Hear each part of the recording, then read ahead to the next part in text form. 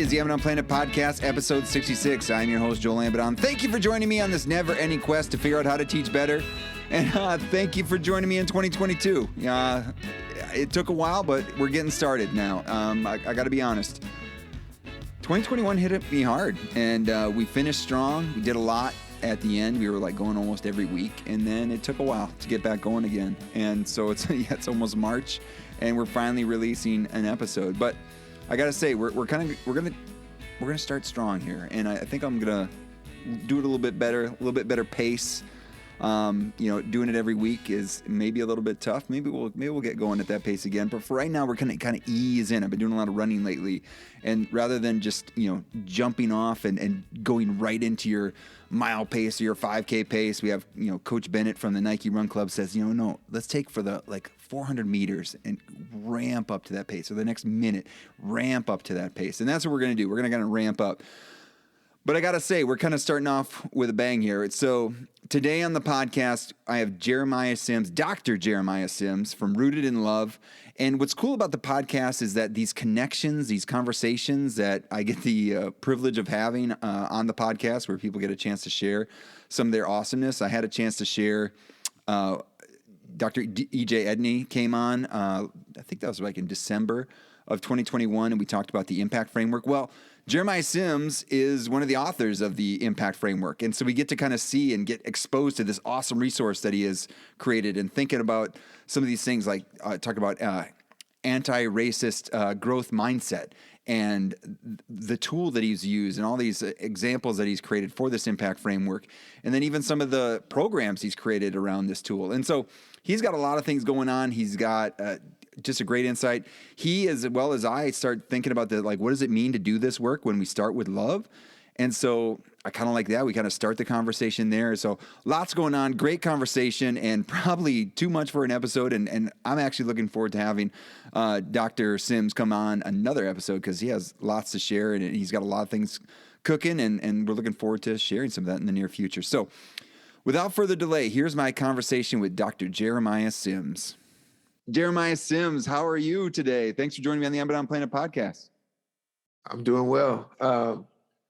So my name is Jeremiah Sims. I just resigned as of yesterday. I was formerly the Director of Equity for the College of San Mateo. I'm super excited to build community with you, Joel, and your listeners. And I'm just excited to talk about how we can think through love as praxis, especially with regard to really, really controversial, hard-won conversations around equity and justice. So I'm excited. It's a kind of we're at an inflection point or whatever. We're at a critical juncture for you with these new adventures. I'm sure we'll hear more about it. But love as praxis. Let's start there. What do you mean by love as praxis? I think we were talking a little bit before we recorded, and I love hearing about love, but thinking about putting this stuff into work. But what does love as praxis mean to you, Jeremiah? So with regard to praxis, I'm functioning from the way that Paulo Freire kind of operationalized and defined praxis, right? So praxis is procedural in some respects, right? So you have theory, and then you try to put that theory into action. And then you reflect, because John Dewey said something, right? John Dewey, arguably America's foremost educational philosopher, said something that's incredibly poignant and incredibly powerful. So there's an adage here in America where we're led to believe that experience is the best teacher. But Dewey pushed up against that. He said experience is not the best teacher. You don't, in fact, learn from your experiences. You learn from reflecting on your experience. Yes. Right. And so that, I found that to be the case in my life, right? I grew up in Richmond, California, which at the time had the highest murder rate per capita in the United States, right? So I went through some things, and I kept finding myself in the same situation over and over again, situations I didn't want to be in, situations that were potentially dangerous, even fatal. And so it wasn't until I got a little bit older and a little bit more mature that I started to reflect on those experiences, and it became easier to avoid those things. So in my own real life, right, and this is true in pedagogy as well, but in my own real life, I know that to be the case. And so love as praxis. So I'm borrowing liberally from the work of Professor Cornel West, right? Brilliant philosopher, theologian, right? So Cornel West talks about radical love. He says that radical love has two primary components: radical integrity and radical humility. And so what he's saying, that the reason that you need those things to work in concert in order to realize radical love is because there has to be a daily dying, right? And so he talks about this kind of this term that Plato offered called paideia, right? And it means a deep learning, a learning that is so deep that it transforms not just your cognition, but also your soul. But in order to arrive at that, there's a kind of daily dying that is necessary, because that daily dying allows for a kind of daily rebirth. And so for me, and I know that we're getting somewhat philosophical, I'll bring it back to more kind of practical, pedagogical thought soon. But for me, the idea of a daily, so let me just take a step back, right? Now, I warned Joel ahead of time, and I warned y'all I'm somewhat tangential. I feel like I can bring it back. So Cornel West is talking a lot about Reverend Dr. Martin Luther King, right? And he has a phenomenal edited book called The Radical King that I highly recommend for folks. It came out in 2020 because much of King's work has been defanged and de-radicalized so that he can become more palatable. Right. And so that's a conversation for a different day. But anyway, he talks about when Martin Luther King, so I'm 46 years old now. I just turned 46. And you got to think about Dr. King's life and legacy, the things that he did. He changed the entire kind of environment, the topography of civil rights work, all before he was gunned down, before he was assassinated at the age of 39, right? So I was like, what am I doing with my life, right? But there was so much going on for someone who was still in their 30s, who is now a youngster to me, right? And when he was eulogized, right? When Reverend Dr. Martin Luther King was eulogized, there was only one line offered to as a kind of synopsis of the entirety of his effulgent life, right? There was a sister who got up, I can't remember her name right now, but she said, Reverend Dr. Martin Luther King Jr. learned to die daily, period. You understand that? Like, we have to sit with that for a second, the profundity of that statement. He learned to die daily, period. Essentially, the legacy of Reverend Dr. Martin Luther King is that he learned to die daily. He tells a story in The Radical King, how he was besought by fear. He was not able to move forward. And he didn't want to move forward because his wife was being threatened. His baby daughter was being threatened. They had found a bomb at their house. Thankfully, no one was hurt. And he was like, I can't do this anymore. And he said he went to the kitchen. It was 3 a.m. He had a cup of coffee. He put his head in his hands. And he just called out. He just called out to what he called the divine, right? He said he called out to the divine. And the divine appeared to him and told him, if you are willing to fight with justice, for justice, I will be with you the rest of your life. And he said from that point forward, because here's the thing, right? If I ask most people, and I do this when I'm able to and blessed to lead conversations with my, colleagues, my brothers and sisters, what's the opposite of fear? Joe, what's the opposite of fear? What is the opposite of fear? Oh, excitement? Could be, right? A lot of times what we hear is bravery, right? Courage. Oh, courage. And all those things, yeah. All those things are also right. But there's one thing I'm looking for, right? There's a verse in the Bible that says that perfect love casts out all fear, right? And so the Catholic, the original definition of the word perfect, right? The denotation, not the connotation, is just complete. It's not flawless. It's complete. It's lacking nothing intrinsic, right? So perfect love is a holistic love. It takes into account the whole being. And so that level of perfect love for me, in my experience, right? Humanly, spiritually, pedagogically, perfect love is what casts out fear. And so Dr. King said that when the divine appeared to him and told him that he would be with him for the rest of his life, at that point, there was no more fear. That perfect, all-encompassing love, what Dr. King would later say is the love of Jesus, right? Changed him in a way. It transformed him so that he was no longer afraid. It wasn't just courage. We talk about the courage of Dr. King and other civil rights giants like Rosa Parks, but it was that they were able to eschew fear, because fear, right, disallows you, fear of death, right, disallows you from dying, right? That daily dying, that necessary dying so that there can be a rebirth. And so anyway, so this idea of radical love, because what Dr. King was talking about is building a beloved community. When people ask, how could you, because we got to think about, right, in Mississippi, we're thinking about the bus boycott. The bus boycott was a huge undertaking. They didn't have the internet. They couldn't email each other. right? And these were people who, instead of using public transit, walked miles to get to their jobs. Mm-hmm. People who had cars were running their cars to the ground just so they could adhere to this kind of universal consciousness that had been raised in the community, in the Black community at that time, right? There were obviously other people's cross-racial solidarity was what made this possible. Mm-hmm. But the thing was, it was that they collectively were able to eschew fear, right? Fear, what if I lose my job? What if my car breaks down? And they continued to function in a way that allowed, because solidarity is unstoppable. I just want to be clear about that. Real solidarity is unstoppable. There's no force that has been able to stop it, because real solidarity is impelled by radical love, right? And I want to be clear, when I'm talking about radical love, I'm not talking about love that is nebulous or amorphous, right? Because what Dr. King says is that power without love is reckless and oppressive. I'm paraphrasing, but love without power is anemic, right? And it doesn't lead to any real transformation. And so the type of love I'm talking about is a transformative love. It transforms environments, it transforms kind of axioms, understandings, and it transforms people so that they can be their best selves. And so getting back to this point, what is radical love as praxis? Radical love as praxis can look like something like having conversations around critical race theory, something that's salacious, that's controversial, in a way that invites people into the conversation so that they go away understanding that they could make a mistake in that space. They could say something that they may get canceled for, right? And cancel culture, but it doesn't happen in these conversations because we're doing our best to speak the truth in love. That's one of the ways that radical love manifests itself in the work that I'm doing. I know that was a really, really long explanation, so I love it. Well, I mean, even too, and like thinking like, why do we need that? I mean, and it's, something that most everyone can recognize is that we live in a broken world, and we are allowed to be agents to do things about it. Like, I mean, we're basically led to be actors in this thing. And so what do we do about it? Right. And so I love the love as praxis approach to it.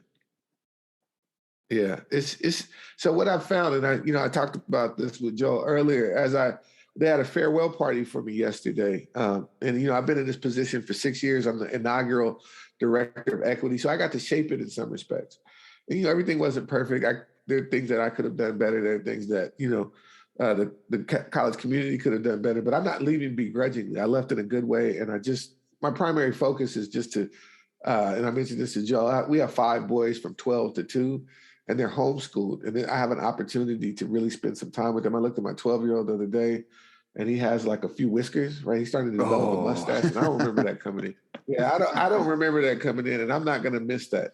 Yeah, I'm not going to turn around, right? And he's 18 and trying to go somewhere for college, right? So I gotta be able to spend some time with these guys now, and so that's my primary. That'll be my primary vocation. Even in Frarian terms, my primary ontological vocation is to be with these guys, and just we're gonna go deep on some critical theory, some critical race theory, right? We'll have some good conversations. My kids are smarter than me, so what came out from these conversations, right? We had the chancellor there, right? The chancellor's over the 3 college presidents there, and people thanked me for being a patient teacher. Jeremiah, thank you for being a patient teacher. And so for me, that is the manifestation of love as praxis. And I want to be clear, right? Spiritually, I don't consider myself a Christian. I feel like, Christian was a pejorative term in the Bible. It was only mentioned 3 times, and it wasn't mentioned positively, right? Even Paul argued, don't say I'm of Apollos, don't say I'm of Paul, don't say I'm of Christ, right? Because it was divisive. I am an adherent and follower of Jesus Christ. Jesus is my friend. He is my big brother, and I believe him to be my Lord and Savior. So my work is always impelled by my relationship with Jesus. He was the archetype for a kind of radical love, because the Bible says that there is no greater love than this, that one would lay down his life for his friends, right? And we see that with folks like Reverend Dr. Martin Luther King, right? I'm not trying to put him on the same place, right? I'm not trying to be sacrilegious, but what I'm saying is that he willingly, as did Malcolm X, right? He willingly laid down his life for his friends because they knew that they were under constant threat. They knew that they would get to grow old, right? Because of the work that they were doing. Yeah, and well, it's too, we get to see the ultimate example of Jesus as a teacher in the Bible. I get to see like what we actually do get to see what he would do in our situation. Like as a teacher, when you talk about that you're reflected as a patient teacher, you think like, man, he spent 3 years with 12 guys and still they didn't quite get it. But it was patient, man. was patient Yeah, could be. man. Yeah, for sure. Like I feel like, we've all encountered some Peters. I've been a Peter, you know what I'm saying? Yeah. So I have a revelation one minute, and the very next minute, Peter rebuked Jesus, right? Yeah. He recognized him as the Christ, and then Jesus told him what he had to do. He said, surely that will happen to you. as though Jesus didn't know, right? And so I always think about that. I've been Peter probably more often than I've been anything else, but that's the whole thing. That's what was so incredibly heartening for me. Leaving that place, I feel like I'm leaving it in a better way. And I feel like I've grown considerably because, I mentioned this to Joe, when I first got there, I was a Fanonist, right? In graduate school, Fanon argued that the only way to get the oppressor to change, I've been Frantz Fanon, the only way to get the oppressor to change is to speak the language of the oppressors, right? And he was really kind of celebratory with the Mau Mau, right? Who waged guerrilla warfare in Kenya. And so, I feel like some of what he was saying was misconstrued, but at the same time, I understood it that way when I was somewhat younger. So I came and I was ready for everybody to run with me. I wanted everybody to run with me. We're ready to run. Let's run together. And I realized, and Cornel West speaks to this, everybody in this society is wounded, right? You can either be a wounded harmer, because we know, from the saying, hurt people, or a wounded healer. And so originally I was a wounded harmer, but I've since become transformed by the grace of God to a wounded healer. And so that has been my work. I was funny. So I said this yesterday real quick. I got there and I wanted to be a catalyst for change, right? But the STEM folks listening, I didn't fully understand and comprehend what a catalyst was, because when you look at the definition of catalyst, a catalyst causes some type of reaction or change, but it remains static. It doesn't change itself. You see what I'm saying? It catalyzes some type of reaction, but the catalyst remains unchanged. And that's literally what I was. I was trying to catalyze change, but I myself was unchanged. I was not able to feel what people were feeling. I didn't realize that, especially my European American brothers and sisters, people who are racialized as white in this country, were afraid there was a kind of fear-based paralysis, and they wanted to do good things. They wanted to do amazing things, but they were just so afraid of being labeled as racist, right? Or someone who is a beneficiary of white privilege or white supremacy and all these things. So they couldn't move forward. So they needed to be loved first. There needed to be an atmosphere of love. And there's always accountability with love. I want to be clear about that, right? I'm not just saying that people can come in and say all kind of crazy stuff. They can. But as a facilitator, my role was to help them understand how we can move forward in the conversation. Absolutely. Well, and I like that, and just thinking about that as a, someone who's stepping into a situation or trying to do some things. And I'm gonna play this off you. I just had an opportunity to teach at my church a few weeks ago, and we were talking about when Jesus feeds 5,000, right? And that's in Luke. Mark. Anyway, that story. And you're like, okay, Jesus feeds 5,000. Well, he could have just like snapped his fingers and fed everybody, right? And everybody could have a steak dinner sitting in front of them. But he didn't do that. And what he did was he invited people into a community. It's like, well, first he let the disciples, they came and they actually shared, hey, there's a problem. These people need food, but they don't get food. Like there's going to be a problem. We should send them away. Like try to offer a solution. He's like, no. And then he challenges them, right? He invites them in and challenges them, say, hey, you feed them.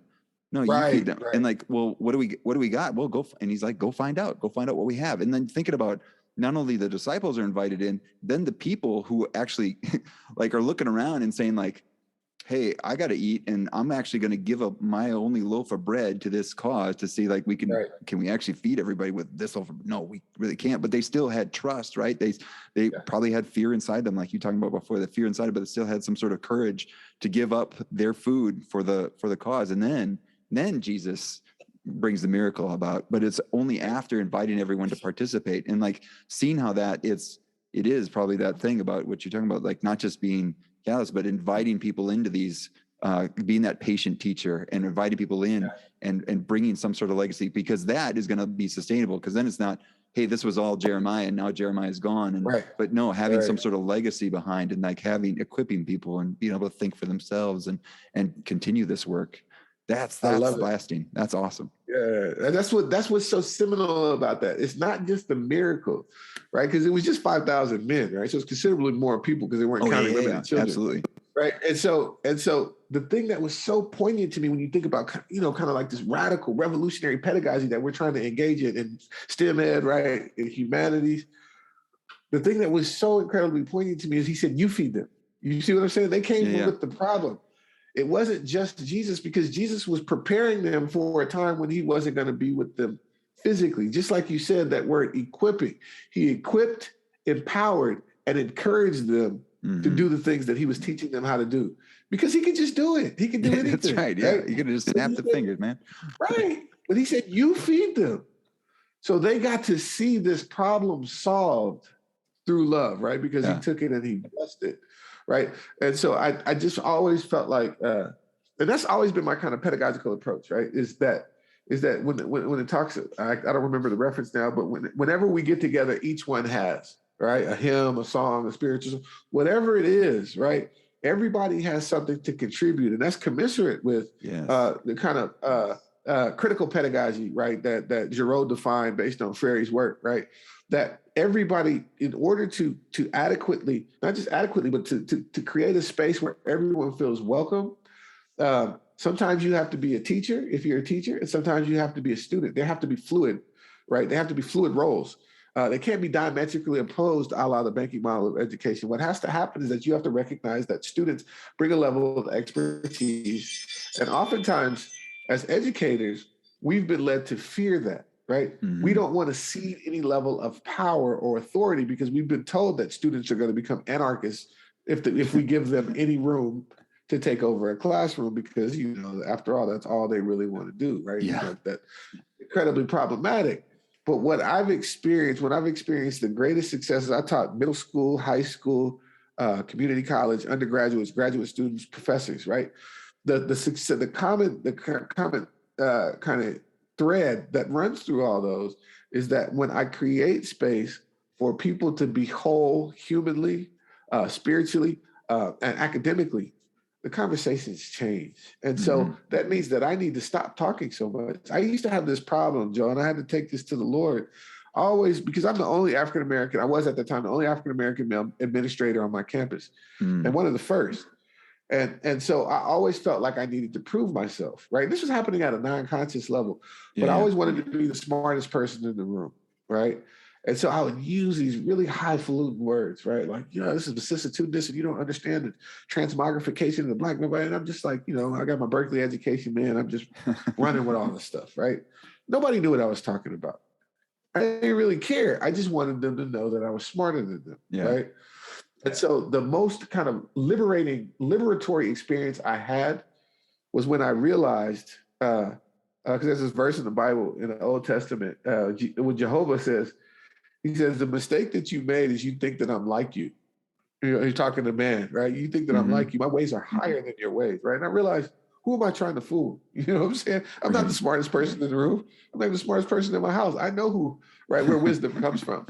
And so that changed me. And that actually freed me up to begin to really try to commit to love as praxis. Once I realized I didn't need to be the smartest person in the room anymore, it was so liberating for me. And it took me a year to realize that. This is not one epiphenomenological moment, right? This happened over 12 months.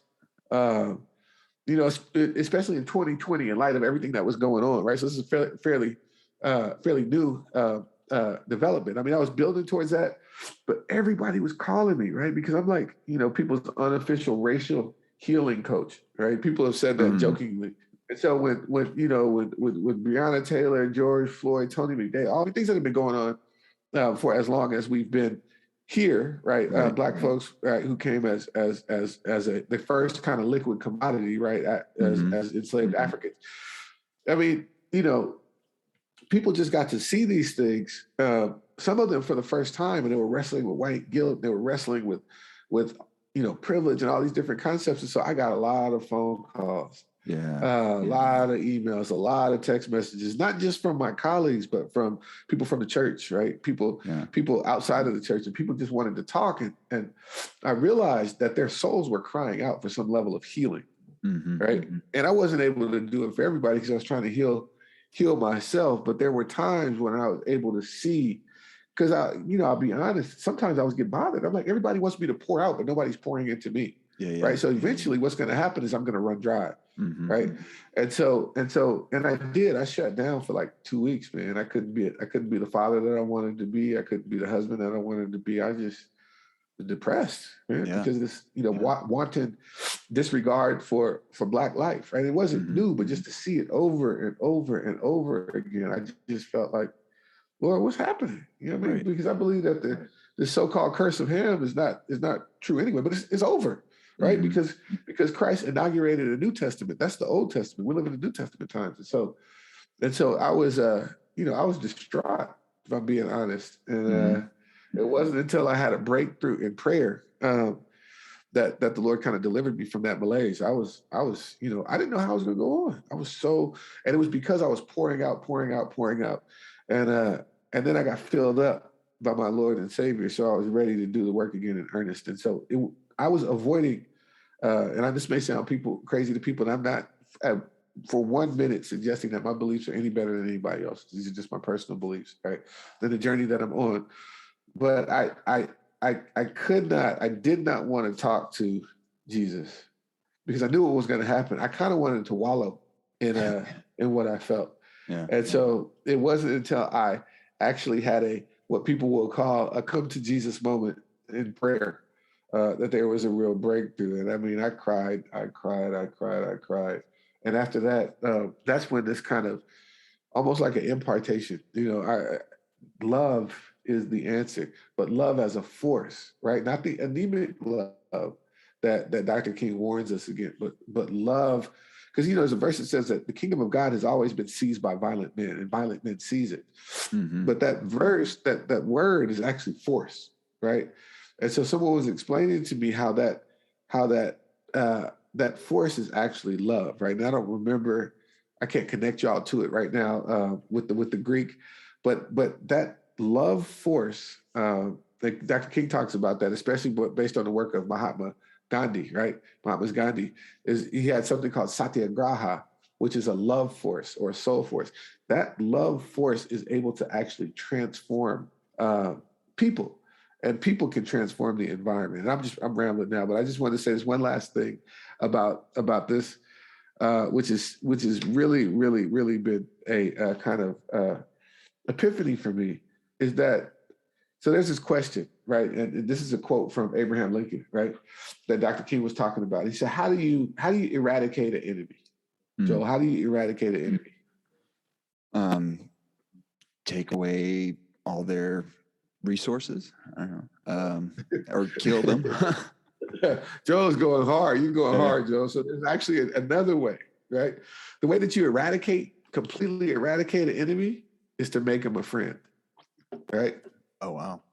Yeah. And only love makes that possible, because love is creative. This is, I'm paraphrasing Dr. King. Love is creative, right? Love is redemptive, and love is transformative, right? But hate, on the other hand, right? Hate only tears down. And so that's the way you eradicate. And I faced a lot of opposition, and some of the opposition was just based on my own personality, right? My personality was abrasive. It wasn't for everybody, because I felt like, there's certain things that people should just know, right? And I was wrong. I was wrong about that. It took me a while before I could admit that, but I was. And so, people would resist some of the things that I was saying just because I was saying it, not because the thing was wrong. And so I took that personally. Yeah. But it wasn't until I experienced this freedom. I don't always have to be right. Right. And I realized that if these people are opposing me, they're opposing the work that other people are trying to do, then what I need to do is not remain in opposition. I need to figure out how to make them a friend. And so that is then, this idea of radical love as praxis has all these different kind of constitutive parts, but that was one of the primary reasons, because I didn't want to be the reason why the work didn't continue to go forward. Yeah. Just because of my personality. So I had to shift. Well, I love that. I mean, again, I'm doing poorly on my pop quizzes here, but yeah, thinking about that, like building building relationships, right? And that's, again, we look back to the ultimate example, and that's what building those relationships, trying to bring people closer. And that's awesome. So, people are probably curious, like, okay, so what is the work that Jeremiah Sims does with thinking about love as praxis? And the thing is, it's a lot. And I've been impressed looking around at your website and other things that you've been doing. And again, I've already been a beneficiary of thinking about some of this work, because I had EJ Neon, who used the impact framework in order to think about when we had a little podcast a few months ago that was based off some of your work. So maybe want to talk about that framework, the impact equity evaluation, and is like it seems like that is where what you've been talking about with love as praxis is kind of like, here's a manifestation of it. Here's what it could look like in practice. I don't know. Let you take it from there. Okay, so impact. So I'm big on acronyms. I didn't know that I was until I. Oh no, you're good at it. I like it. So impact is an acronym, and it stands for innovative. And so I'm just going to go through the definitions as I. So innovative in this particular context doesn't necessarily mean new, right? I'm not concerned whether or not something is new. So we're looking at policies, practices, procedures, and pedagogies, right? So something is innovative if and only if it moves us away from a kind of white supremacist hegemonic status quo that penalizes poor ethno-racially minoritized peoples of color, right? So there's a lot going on there. And so I'll try to unpack it a little bit, right? So something has the potential to be innovative with regard to this equity toolkit, if and only if it's creating opportunities for hyper-marginalized folks. And when I say hyper-marginalized, what I mean is this, right? I'm borrowing from local Quant's work at UC Berkeley. So you can be marginalized for being a woman in this society. You can be marginalized for being Black. You can be marginalized for being poor. You can be marginalized for being first in family to go to college, right? You can be marginalized for being queer. So all these different identity contingencies hold a particular kind of marginalizing power, right? But if you're all those things, right? If you're a queer black woman who's first in family to go to college, right? Then when they coalesce, when they're overlaid, these different kind of minoritized and marginalized identity contingencies, there's an exponential marginalizing force. So that then is hyper marginalization, right? Mm-hmm. And so thinking through intersectional analysis, we talk about intersectionality, will lead to a clearer understanding of hyper marginalization, how these different identity contingencies coalesce.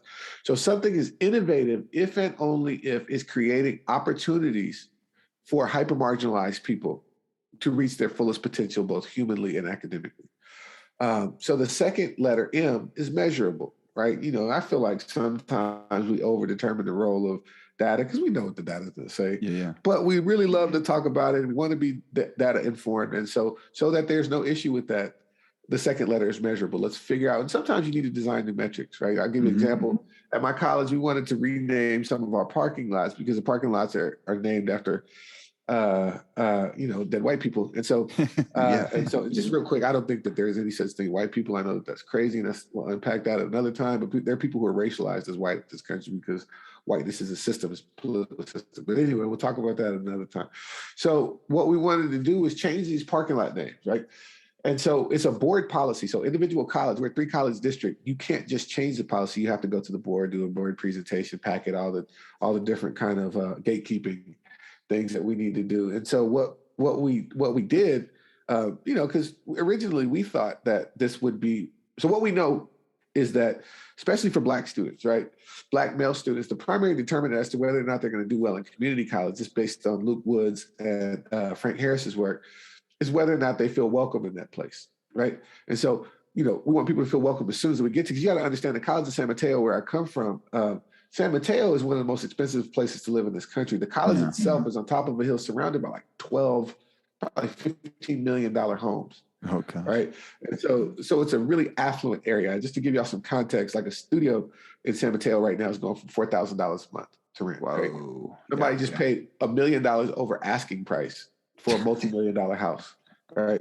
And it probably was cash because it's the beginning of Silicon Valley right there. And so there's a lot of money there. And so anyway, so we want to make sure that our students feel welcome. And so we were looking at that particular policy through the impact evaluation toolkit, and we felt like it could be innovative to change these names, but then we got stuck on measurable Because in order to go to the board, we need to have our ducks in a row. We need to have our data that suggests that this is something worthwhile for them to look at because it will lead to positive outcomes with student and inclusivity, right? But turns out we never asked students. That was just our presupposition. So we realized that we needed to take a step back and design metrics so that we can assess whether or not our presupposition was in fact correct. And so that's important. That's why that's the second step. You may have an idea of something that's innovative, but are you able to make a compelling argument because you have the data, right? And so the next letter, P, is for purposeful, right? Is there a clear understanding that by changing this particular policy, procedure, practice, or pedagogy, that hyper-marginalized students will know that we're doing this to serve their best interests, right? We want that part to be clear. After P is A, anti-racist, right? And we know from Kendi's work, which I don't agree with everything Kendi says, but he's a brilliant scholar, but Kendi says that it's not enough to just be not racist. And I want to be clear, anti-racism, right, wasn't birthed by Kendi. He popularized it in many places, but Du Bois, right? Sojourner Truth, all people, Frederick Douglass, they were doing anti-racist work, right? John Brown, folks were doing anti-racist work for a long time. And so anyway, anti-racism, it's not enough to be not racist. Right. Anti-racist is someone who is functionally trying to tear down racism, right? Because you think about this idea, and we'll talk about this later, the 4 A's. One of these A's that leads to institutional malaise, right, is ambivalence. So there are people who say, well, I'm sitting on the fence about this particular thing, right? Black Lives Matter, I'm on the fence about that, right? But what happens is that when you sit on the fence, you necessarily fortify the way the fence. The fence is an obstacle, becomes more difficult to move the more people who are sitting atop the fence, right? So you got to get off the fence, either tear it down or get out of the way. But to be on the fence actually creates a greater problem, right? And so we want people to, and this is especially true with our kind of reckoning around racial justice. And so we need people to be anti-racist. That means that you are able to identify, call out, and work to eradicate racist policies, practices, procedures, and pedagogies. The next letter is C, that's caring, right? We want to make sure that everyone's whole being is accounted for, not just the students that we want to serve, but even the colleagues that we're working with through this process. And the last letter is T, which is transformative, right? And we want to change. We want paradigm shifting change. We don't want to continue to look at the same problems the same way because we're going to get the same outcomes. We want to figure out how to shift the paradigm so that we can actually arrive at prescriptions and remedies that ameliorate the issues that disproportionately impact poor ethno-racially minoritized students of color. And so I'll give you a quick example. So we looked at these two policies. We looked at, I think, folks in college spaces will be familiar with this, but I'll try to explain it as best I can. There's credit by examination, which is primarily the way that colleges function, right? You take certain level of exams and that's what determines your grade, right? Or credit for prior learning, right? And so if you look at credit by examination, I would argue that credit by examination is not particularly innovative, right? Because it values and champions a kind of white supremacist epistemological understanding of what types of knowledges are important, right? Certainly measurable, right? We know from student learning outcomes it's measurable. Is it purposeful? Well, that's a tricky question, right? If it is trying to, as many would argue, right? Thinking about Jeff Duncan Andrade and Ernest Borrell and the Art of Critical Pedagogy, folks would argue that there is a curriculum that is trying to espouse the grandeur of whiteness while simultaneously denigrating what is considered to be the non-standardness of non-whiteness. Well, then sure it's purposeful. But if we're interested in equity and justice and making real impact, then it's not, right? So there's a kind of way to score those things. It's certainly not anti-racist, right? Because it is championing a certain understanding of how knowledge is created and what level of knowledge and what kind of knowledge is important. It's not caring, and it's not particularly transformative because it maintains the status quo that has been in place. Right. Mm-hmm. But credit for prior learning is altogether different, right? You can get credit for learning on reservations, right? You can get credit for learning in the military. You can get credit learning in Peace Corps. So what it does is it opens the aperture so that there are different kind of epistemologies that are valued. It's not just this Eurocentric epistemology. So it holds the full potential to be innovative.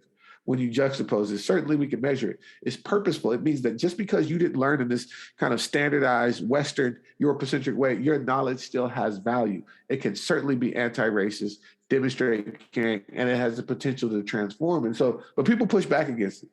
Educators, by and large, don't like it. because it's more work, not just because it's more work, but because they've come through a system. And oftentimes we think that the way that we've been taught is the best way for anybody to learn, right?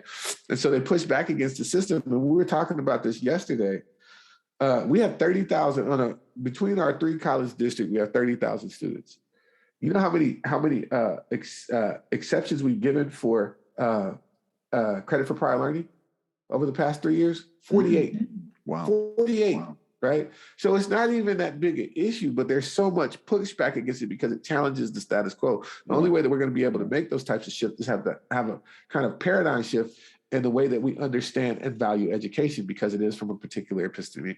So anyway, so that's what the impact grid is. So I just want to give real quick context. So in the state of California, our chancellor for the California Community College system, I think we have the most robust community college system, not the best necessarily, but we have 116 community colleges. You know, because California has 40 million people. Yeah. And so, you know, the chancellor's office, and I don't remember all of them, had 6 steps that they wanted every community college to adhere to, a kind of equity audit. And this is birthed out of, 2020 and the kind of racial reckoning. And there's a really, really good book y'all have to check out by Charles M. Blow. It's called The Devil You Know.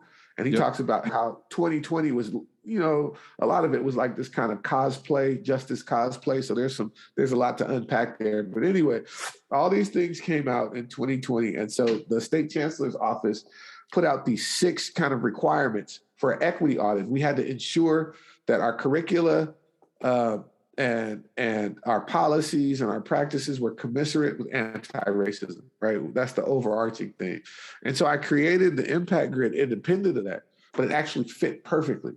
And so the impact equity toolkit now is a tool and a training. So you can use it independent of me. You don't need me. Mm-hmm.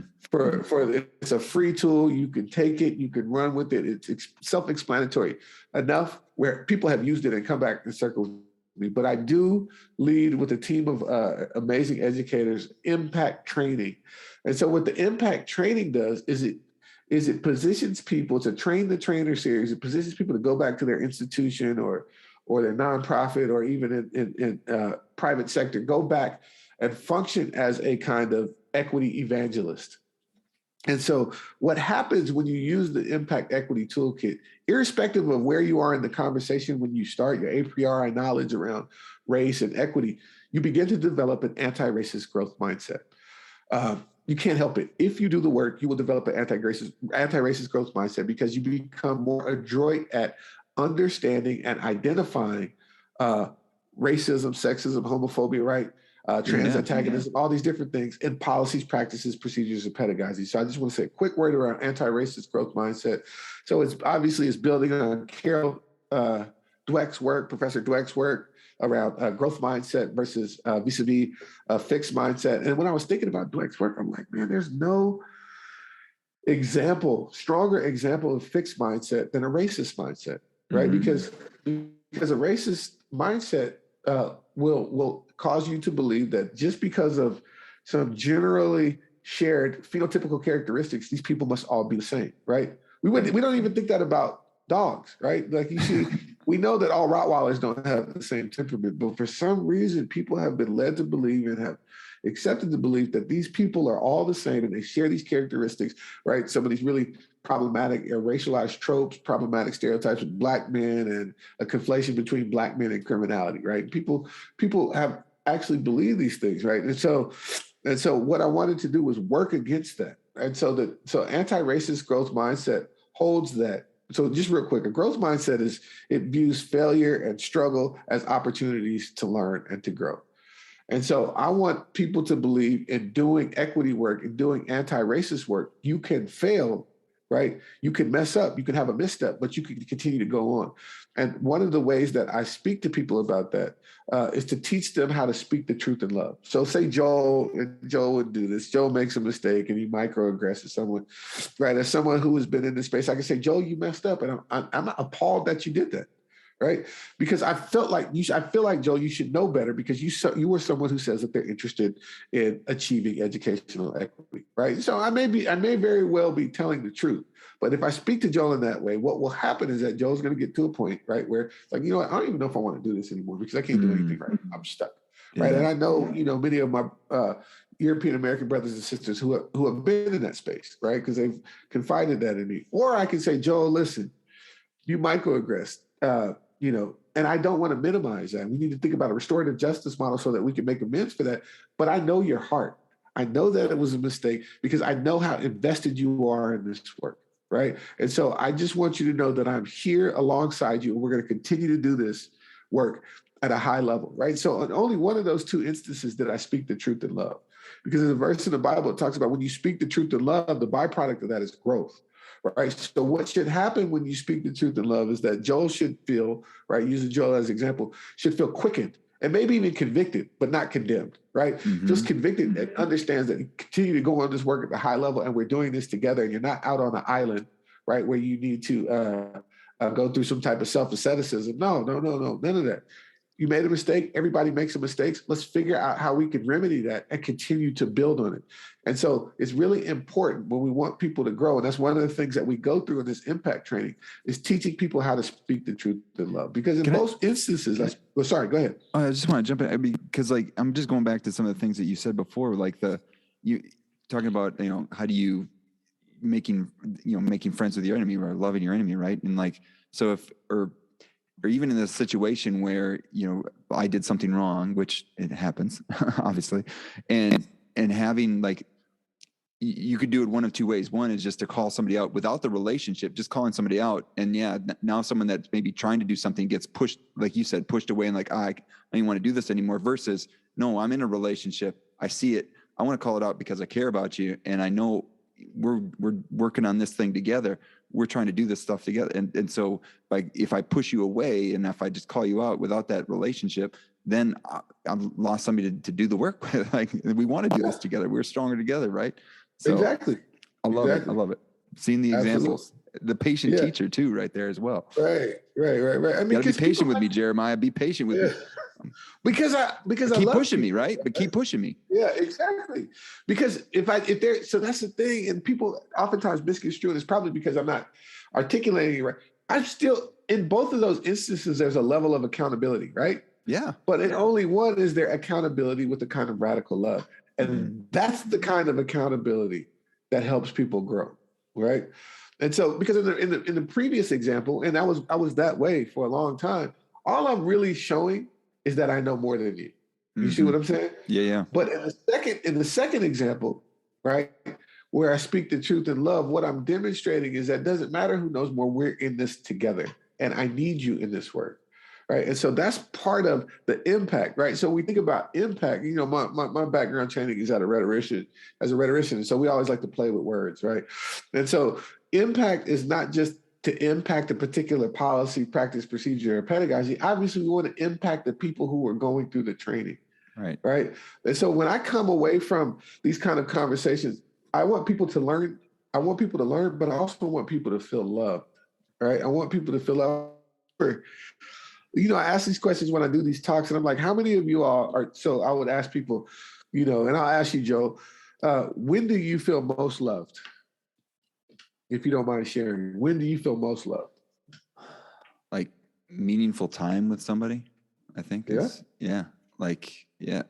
Meaningful where you can kind of be your whole self, and in some sort of relationship where you can like show all your bumps and bruises and it's okay like that. That's when I feel loved. Awesome. There's no right answer. It's totally personal. Do you expect to feel loved at work? Yeah. I mean, given that probably I wouldn't have said that a while, but given I have choice, like I kind of have some choices. There's some privilege there, and like I want to feel loved at work. Like loved, appreciated, I guess is maybe I'm kind of putting those two together. But yeah. Yep. So when I have these conversations, that's great. Thank you. When I have these conversations with folks, it never even dawned on them that they can feel love at work, and it's super sad, right? Because we spend a lot of our waking hours at work, right, away from our familiar sources of love, right? And so, well, especially teachers who are everything's in relationship with other. You'd hope, yeah, exactly. All right, sorry, keep going. No. You're good. You can jump in anytime. I'm talking a lot, so jump in anytime. But that's the thing, right? And so that's what this work is about. So when people go through impact training, right, they learn how to commit to radical love as praxis. You learn how to use the tool, and again, the tool is not super complicated, right? Yeah. Brilliant folks listening, you can use. We're going to link to it in the show notes too, so everyone will have access to it. So awesome. Yeah. And the benefit is that you develop an anti-racist growth mindset. So Carol Dweck got us to a certain point with growth mindset. And then Professor Joe Bowler, also at Stanford, continue to bring us further in her book, Limitless Mind 2020. And she talks about, the example with the Black London taxi cab drivers, right? And so these guys are not necessarily ethno-racially Black, but they wanted to drive for the Black London cab company, which is the premier cab company. And they had to take this test, a test that I would never pass because I could barely find my way home. Where they had to, so this test was called the knowledge. They had to remember almost 130,000 streets and avenues, because when you get in their cab, they can't use GPS. You need to be able to tell them, I want to go to a place. There's a big red roof there. It's kind of in this area, and they have to be able to find it for you. Yeah. Right. And so they're the best of the best, right? The creme de la creme. And so on average, it took them 4 years to study for this test. Oh yeah. And 12 attempts before they got it right. And so what they found, and these are middle-aged guys, right? What they found is that when they were studying for this test, right? And I hope I'm getting this right. It's been a while since I read it. Their hippocampus actually grew, right? They use magnetic resonance imaging, and the part of the brain that's responsible for spatial recognition physically grew. So, right, this is the idea of neuroplasticity. We started to understand that new neural pathways were being created with these guys in their 40s and their 50s. And then after they got the position and they retired because they followed them longitudinally, then their hippocampus went back to its normal size, right? As the size it was before. So what that means is that, we can learn anything that we want to learn, right? So if we want to learn to be anti-racist, and that was part of the issue that I was trying to overcome with my brothers and sisters who are racialized as white in this country, is that they felt like they just couldn't find an entry point into racial justice work. They wanted to, they just didn't know where to begin. Like, hey, Jeremiah, I can't talk about this stuff like you can. So I don't know. And I'm like, listen, you don't have to talk about it like I can. You could talk about it like you can, right? If you want to begin this work in earnest, you just start. And see, the thing about solidarity, I talked about the power of solidarity earlier. For me, solidarity is the manifestation of, even better, I'll give you a quote from Cornel West. Cornel West says that tenderness is what love looks like in public. In private. Justice is what love looks like in public. And I think that justice as love in public manifests itself as a kind of powerful solidarity. So here's the thing. You don't have to arrive at solidarity before you begin to do the work, right? This is one of the things that the impact training highlights. You can arrive at solidarity by doing the work. You start to do the work. You start to use the tool, and solidarity develops. And so for me, the training is really, really profound. For me, I always enjoy when I get to do it. But for the people who come through it, that's one of the things that they point to. I've never been in a space that felt this safe before. And that safety is what allows people to operate. There needs to be some discomfort around, conversations around racial equity, racialized capitalism, white supremacy, because the people who've been victimized from it are certainly uncomfortable, right? But the thing is, my goal is never to leave people in that place of discomfort, but to help them figure out how they can move forward. Because this work has to move across racial lines, cross racial solidarities when we see the biggest shifts in our environment. I know that there's some issues and some conversations that need to be unpacked around that. But if you look historically, right, the biggest civil rights movements, things that have shifted the way that we understand, justice work, have always been impelled by some level of cross-racial solidarity. Yeah. And so anyway, so just to go back to close the book on the training, usually it's a semester-long training, right? So usually we work with folks over a semester because we want to be able to see. I know, Joe, I'm sure you're familiar with like design-based research, right? We're not looking at these kind of outmoded modalities. I want to see all the way through and how we need to shift the intervention so that we can see whether or not people are actually growing. And the good thing is people grow. We do it with a group of community college students in the Pacific Northwest, and they have actually created real change on their colleges by using the Impact Equity Toolkit. And that program, I told you I really like acronyms. It's called IDEAL. It's the Initiative Diversity, Equity, Anti-Racism, and Leadership. We're in our third iteration now. And the work that we're doing there is just, we're actually going to write a book on that with the community college students called Love is Praxis. That's awesome. Oh yeah, and so what they do is they train for a full semester on how to use the impact equity toolkit. We have conversations around racialized capitalism, white supremacy, all these different things, land acknowledgements, that's performative allyship. That's a conversation we had last week, right? And so anyway, and they put all these things, because it's trying to replicate Praxis. They put all these things into practice, and they've done some really amazing work. And so that's essentially, I know that was a lot, but that's essentially the way that the tool functions. The tool is to lead people to be reflective, because again, you don't just learn from your experiences. You learn from reflecting on your experiences. And in doing so, you'll learn how to commit to love as praxis, and you'll begin to develop or strengthen or hone your anti-racist growth mindset. Yeah, I mean, so my kind of like personal mission, philosophy, whatever you want to say, is to lead people to love others through teaching. And so like you're doing this with this like Ideal Fellows program, like lead people to love like their community college, lead people to love like the places where they're at through using of this impact framework. And I just love seeing it. And I know our time is limited here. I need to check out in a little bit. But so what I'm hearing is we have the impact equity evaluation, that people can use that, and then thinking about that and in practice and doing that in community, you kind of like are growing your own ability to have this anti-racist growth mindset. And you see and again, I can't wait for people to to look at the link and see the framework, just the questions that are there that allow people to like asking these questions of themselves. And so like asking them a question and then having that, it's almost like little sensors are being flicked on so that when they look at other things, so like, they looking at going deep on a policy versus now thinking about other policies or practices that exist within their own teaching or their own institutions or wherever they're at. I mean, but I just love the idea of anti-racist growth mindset. I think that's a pretty powerful piece to add here. So, sure. Just real quick anecdote. So there's a professor, right? So we normally look at policies. Policies are important because they inform how we interact with each other, right? But there's a professor who gave extra credit, a chemistry professor gave extra credit to his class. And he asked them to vet his syllabus through the impact equity toolkit. Nice. And so what he shared coming out of that, he said, Jeremiah, there's so much to talk about. He shared a lot of data with me. But he said the thing that was the most profound realization that I had is that my students' voices matter. Because if their voices don't matter and their lives don't matter, then my life doesn't matter. This is somebody who's been teaching, right? European American has been teaching for 30 years, and he's coming to this realization now through using that tool with the students. And that's super brave, right? Because we don't like to let go of stuff like that, right? But he gave them carte blanche to review his syllabus, and he changed it, right? To reflect the suggestions that they made.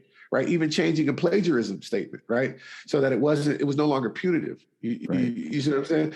And so that shows students what power can look like, right? I just want to be clear, like we have all these policies and practices, and I always tell people this, like we think about like our mission statement, for example, right? Our mission statements for every college has a mission statement, vision statement. Many were redone, revised in 2020.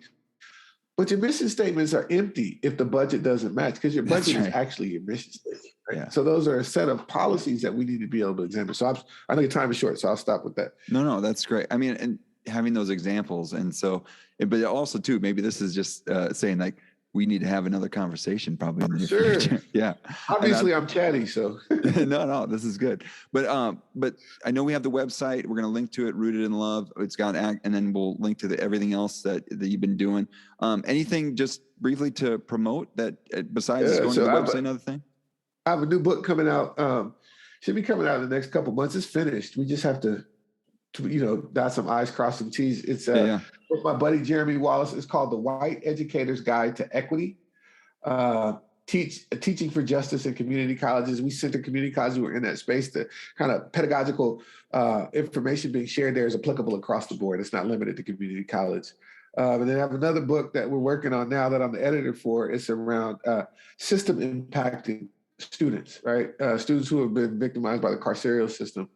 And so we'll post that on the website. I need to update that information. Other than that, there's just a lot. There's always a lot. There's a lot. I'm in the process of creating a REIJ, Race, Equity, Inclusion, and Justice certificate program for a school here in Northern California. So we're in preliminary conversations around that. So I'm just having a lot of fun, really trying to grow rooted in love and spend a lot of time with my family. Yeah. Excellent. Yeah. I just got done with coaching my youngest in his basketball league, and my other two kids were my assistant coaches. They're awesome. Great. Yeah. You can't get that time back. So yeah, I'm doing that now. Actually, my kids made their first shots last week because they're more athletes than they are athletes, but yeah. Great. Well, that's beautiful. And again, you know what? Anytime something comes out, you want to have another conversation, we could put a little promotion out there. Again, there's so many links and so many things that were mentioned. I kept kind of track, and we'll put links to everything, even some of the books like the Carol Dweck and the Cornell West book and other things. We'll put that all in the show notes. But thank you so much for being willing to share your time with me, Jeremiah. Absolutely. Thank you. God bless you. And we'll talk again. All right. That's it for this episode of the Amazon Planet podcast. So glad to be back in 2022. Putting out some episodes, and just so thankful for all the people out there that are listening and wanting to support. And so if you're looking for a way to support, you can always subscribe to the podcast. You can rate and review it. Those are always helpful for people to find the content.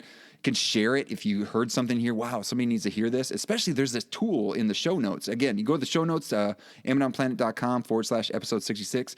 If you think someone could use this framework, and it's really cool. If you haven't go to the show notes, take a look at the tool that Jeremiah has developed, and it's one, pretty explanatory, but two, he also provides support for it.